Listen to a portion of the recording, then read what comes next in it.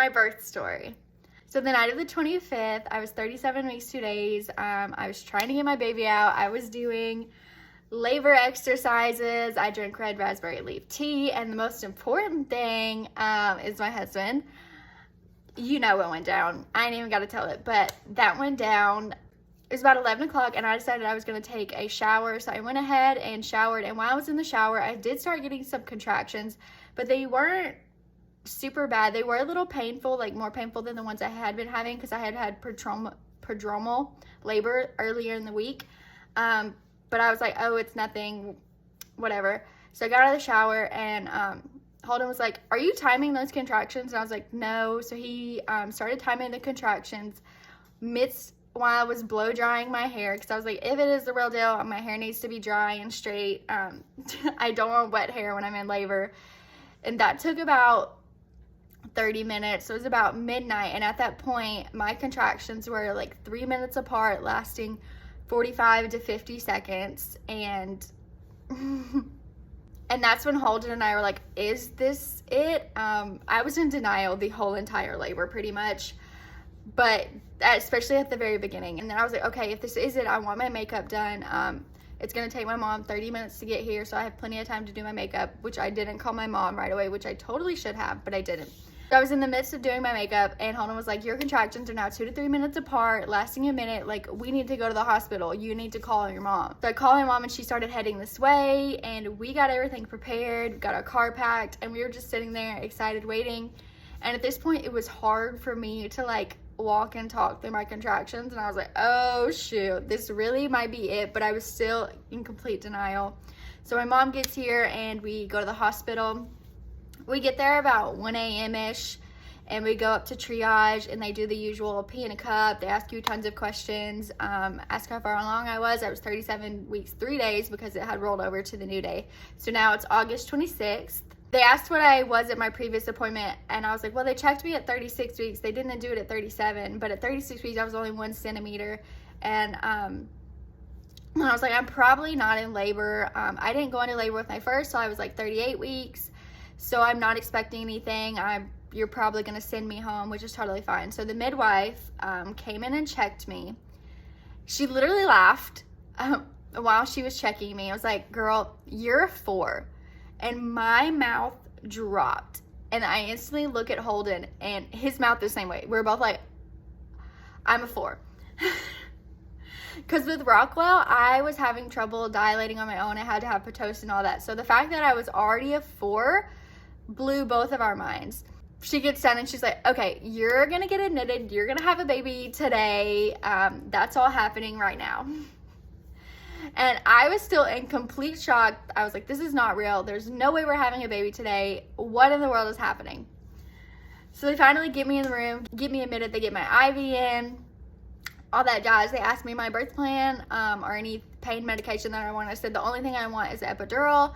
And since I was already 4 centimeters, I could have it. They weren't going to make me wait. So they went ahead and put that order in immediately. The anesthesiologist came in and it was about, I would say, almost 3 o'clock, somewhere around 3 a.m.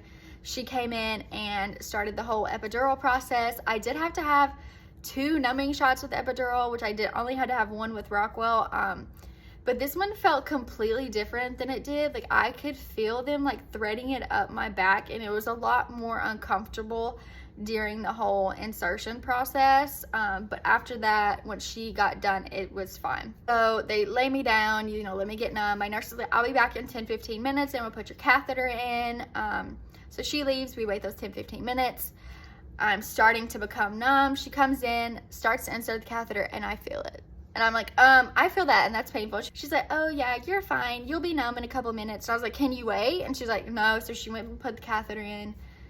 Didn't feel great, was very uncomfortable, but I did get numb sometime after that. After that, we kind of just did the waiting game, sat there, did nothing. We were really bored, tried to take a nap. And then at 5 a.m., the on-call doctor came in because my doctor wasn't coming in until 7. So the on-call doctor came in and she's like, let's pop your water. Let's get you on Pitocin. And I was like, no, ma'am, let's not. Let's see what my body is doing. So they checked me and they're like, well, you're only 5 centimeters. And I was like, well, that's great. It's great for me. I had already dilated a centimeter, and that was exciting. They come back in hour and a half later, so it's like 6:30.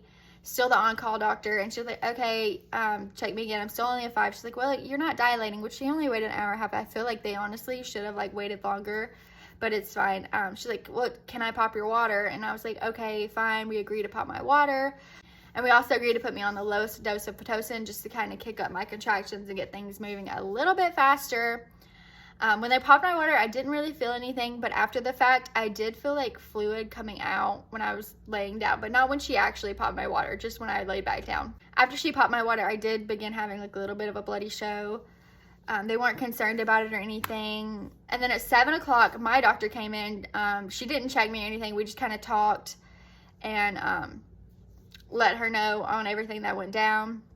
And then they come in around 8 a.m. and they check me again because the baby's heart rate was slightly decreasing during my contractions, and that usually happens when you're like dilating really, really fast. So they checked me, and I was a 7 at this point. So at 8 a.m., I'm a 7. We're making progress. We're doing great. Didn't turn up my Pitocin or anything. They just kind of let me keep chilling, but they did decide to put me on the peanut ball. So we started the peanut ball. We did a couple positions. I was this way, and then I was this way. To help progress things further along. At 8 a.m., my nurse comes again. She's like, okay, his heart rate's decreasing a little bit more. It's not concerning, nothing to be concerned about. Again, this usually happens when you're dilating fast. With the way it's decreasing, you're probably about a 9 or a 10, so let me check you. She really didn't even have to check me because she looked down there and was like, oh, there's the baby's head. He has a lot of hair. She literally told me he had hair. She checked me and I was a 10, and she's like, yeah, the baby's like right here. I can see his head. He has hair.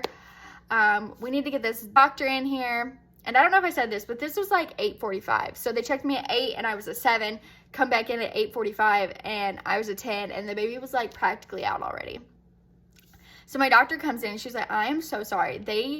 We have a scheduled C-section and they just put in the spinal block. And I guess once they put in the spinal block, they only have a certain amount of time before, something happens. I don't really know. I've never had a C-section, but they did the spinal block, and she's like, I have to go do the C-section now.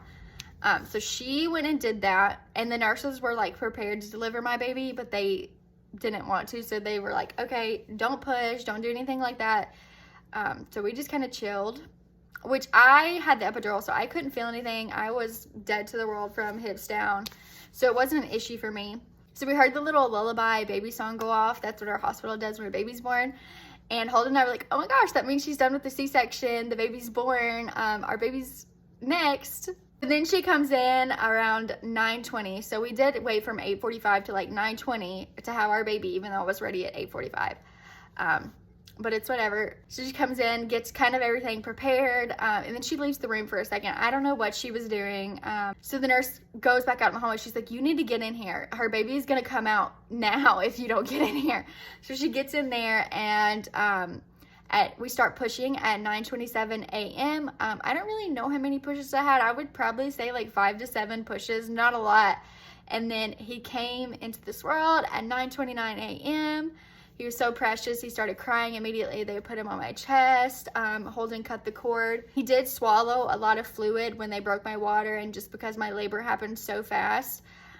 So they did have to take him from me and suck all of it out, but they did give him back in like 15-20 minutes, so it wasn't too bad. I did tear a little bit.